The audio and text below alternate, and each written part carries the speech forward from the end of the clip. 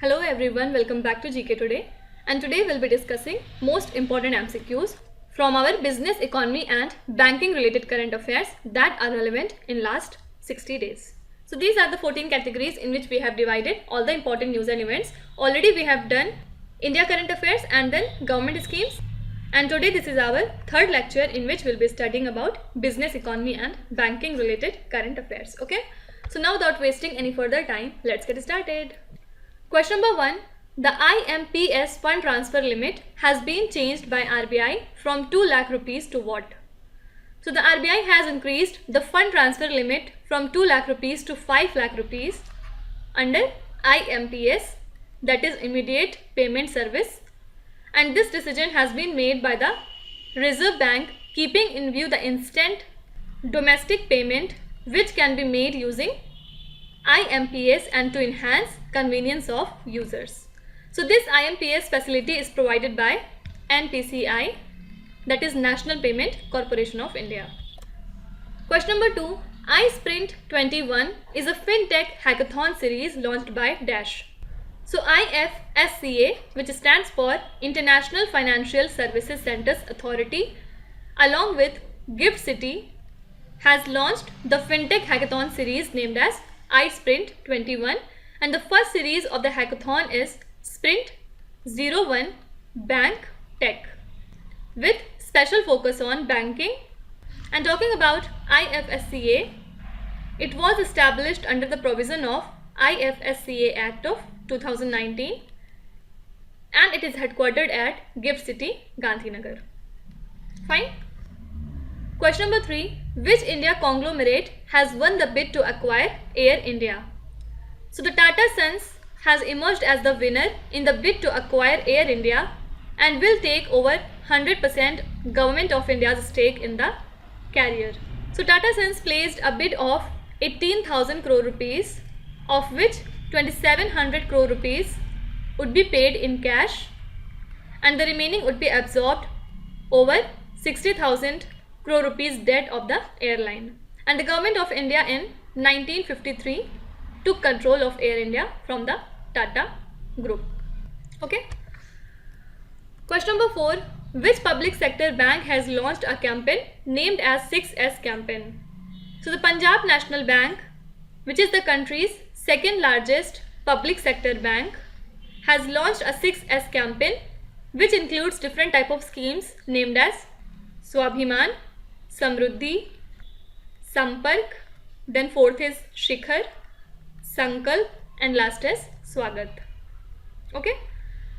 So the objective is to drive awareness campaign for the development of financial services in the country, and it aims to create awareness on credit growth, social security schemes and drive digital banking, push specially credit outreach for the agricultural sector.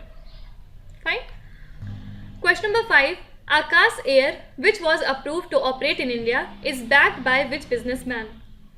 So bullish trader Rakesh Jhunjhunwala backed new airline named as Akash Air, has got NOC, that is no objection certificate, from the government to operate in India.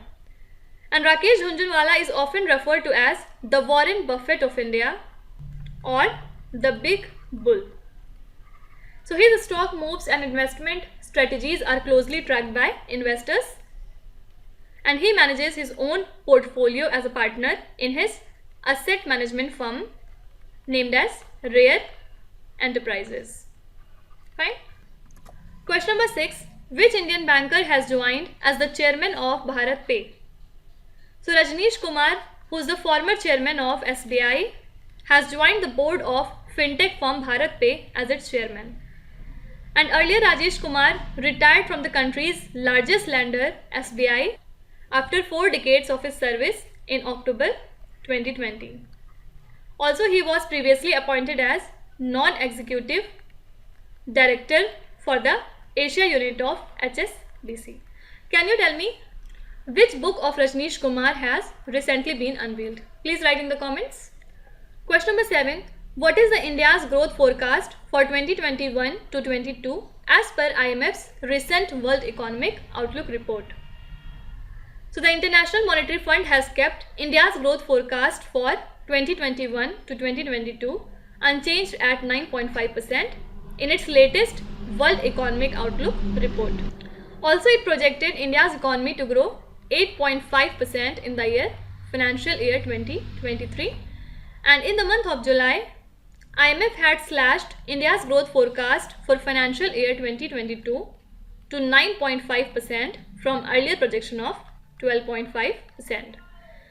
So it has lowered the global growth projection marginally to 5.9% from 6% earlier, and the supply disruptions in advanced economies and worsening pandemic impact in developing countries are the obvious reasons for this slash. Okay. Question number 8. What is the consumer price inflation in India in September as per the data released by NSO? So as per the data released by National Statistical Office, India's consumer price inflation fell sharply to 4.35% in September from 5.3% in the month of August. So this 5-month low inflation is due to a favorable comparison with last year and moderating food prices, which offset a rise in the cost of crude oil and fuel. So this also marks the third consecutive month within the RBI's tolerance band of 2% to 6%. Question number 9. Which bank or institution conducted a study titled as Prospects for Enhancing India-Japan Trade Relations? So India Exim Bank conducted a study titled as this, and it has highlighted that over the past decade, India's total trade with Japan has increased from $10 billion to $13 billion in the year 2019. Also, it noted that despite having CEPA, that is Comprehensive Economic Partnership Agreement with Japan, India is undergoing a persistent trade deficit with Japan, which has doubled during the decade to almost $8 billion in 2019. Question number 10. Which firm has recently appointed Paralympian Deepa Malik as its independent director on its board? So Paralympian Deepa Malik, who is Indian athlete and a silver medalist at the 2016 Paralympics, has been appointed as independent director of the hospitality firm OYO, and it is an organization which brings travelers and hotel homes on a single platform. Question number 11. Which institution releases the Fiscal Monitor report? So as per the International Monetary Fund's Fiscal Monitor report, the global debt has jumped to a new high of $226 trillion, and advanced economies and China contributed more than 90% to the accumulation of worldwide debt in the year 2020. So India's debt increased from 68.9% of its GDP in 2016 to 89.6% in 2020. Also, it is projected to jump 90.6% in the year 2021. So the debt of governments, households and non-financial corporations added up to $226 trillion in the year 2020. So this is the highest increase on record. So correct answer becomes IMF. Question number 12. Centrum Bharat Pay Consortium named Unity was issued which category license by the Reserve Bank of India? So the RBI issued a small finance bank license to the Centrum Group Bharat Pay Consortium, and the consortium will take over the assets and liabilities of the stressed Punjab and Maharashtra Cooperative Bank, and the Bindra-led Centrum Capital and its partner Bharat Pay will infuse 1800 crore rupees into the SFB. Also, Bharat Pay would move its loan asset to Unity SFB. Okay. Question number 13. In addition to the wholesale price index, which other data is released by the Office of the Economic Advisor? So the Office of Economic Advisor is an attached office of DPIIT, that is Department for Promotion of Industry and Internal Trade, which works under Union Ministry of Commerce and Industry.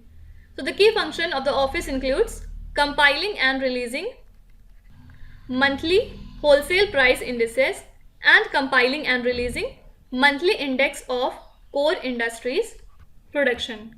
So the wholesale price based inflation has eased to a 6-month low of 10.66% in September 2021, which basically helped by moderation in food price. Okay. So correct answer becomes monthly index of core industries production. Question number 14. Which institution has launched the token reference on file service for tokenization of cards?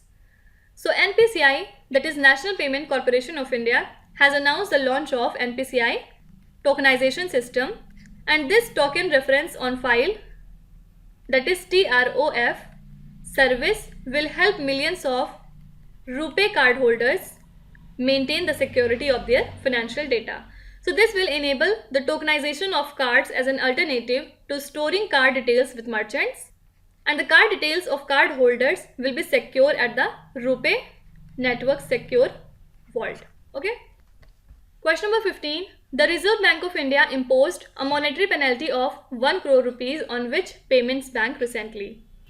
So the RBI has imposed a monetary penalty of 1 crore rupees on Paytm Payments Bank.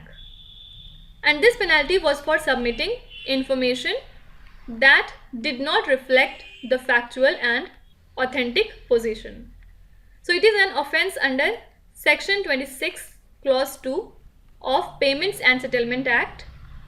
And not only this, RBI has also imposed a penalty of 27.78 lakh rupees on Western Union Financial Services for non-compliance with MTSS directions, that is Money Transfer Service Scheme directions. Question number 16. Which Indian bank along with MasterCard and USAID has committed a sum of $100 million credit facility for small businesses in India? So HDFC Bank, MasterCard and USAID has committed a sum of $100 million credit facility for small businesses in India. And the new credit facility aims to expand financing, lending to small businesses that need financing to maintain and grow their operations. Also, it lays emphasis on supporting women-led business and focus more on digitization of banking services. Fine. Question number 17. What is the minimum capital proposed by the RBI for 4 All India financial institutions? So the RBI has proposed minimum 11.5% capital for the 4 AIFIs, and minimum total capital is proposed at 9% along with minimum capital buffer at 2.5%. So this proposal has been made in line with Basel III framework to raise their financial strength in periods of stress. And the new capital norms would be applicable to Exim Bank, NABARD, National Housing Bank and SIDBI from the next fiscal year. Okay. Question number 18. As per recent RBI rules, what is the maximum IPO funding per borrower by NBFCs? So the RBI issued a new set of rules for non-banking financial companies, and it includes limiting the lending to IPO investors to 1 crore rupees per borrower from 1st of April 2022. Actually, at present, some high net worth individuals have been borrowing in excess of 100 crore rupees from NBFCs for investing in initial public offers. So these curbs are a part of RBI's scale-based regulation, which basically aims to mitigate the systematic risk. Question number 19. Who has been appointed as the chairperson of National Bank for Financing, Infrastructure and Development? So the Government of India has appointed Shri K.V. Kamath as the first chairperson of National Bank for Financing, Infrastructure and Development. And this was being set up as a statutory body under an Act of Parliament, which would act as a development financial institutions for infrastructure financing in India. And the announcement of this institution was made in the Union Budget 2021 to 2022. Question number 20. what is the fiscal deficit of the center at the end of first half of financial year 2022? So the central's fiscal deficit hit a 4-year low of 5.26 lakh crore rupees, or 35% of the budget estimate at the end of first half of financial year 22. At the same stage, last year the fiscal deficit was 9.1 lakh crore rupees, or 114.8% of budget estimates, and the government managed to collect over 60% of the budgeted revenue receipts in the first 6 months of the fiscal, which is the highest ever collection as per the official data. Question number 21. Who is the chairman of the Prime Minister's Economic Advisory Council? So Prime Minister Narendra Modi has approved the reconstitution of his Economic Advisory Council, and Bibek Debroy, President of Indian Statistical Institute, is the chairman of this council.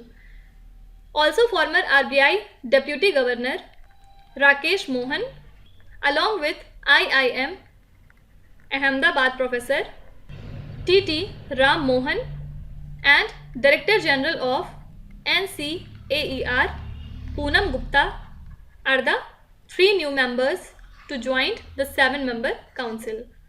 And the new advisory council has been appointed for a period of 2 years, and the chairman of the council and the 3 other members have been retained. Okay. Now coming to last question. What is the interest rate fixed for the Employees Provident Fund deposits for 2020 to 21? So the Finance Ministry has approved an 8.5% return on EPF deposits for 2020 to 21. So this move will impact over 6.4 crore subscribers, and the rate was the same for the year 2019 to 20 also. So the Labour Ministry will now notify the interest rate before the EPFO starts crediting the interest into individual accounts. Okay. So that's it for today. I hope you have liked the session. These were the important news and events regarding business, economy and banking related current affairs. Now we'll meet again very soon with our next category. Till then, stay tuned. Thank you so much for watching, and please do not forget to subscribe to GK Today. With this, Minu Zatsana signing off.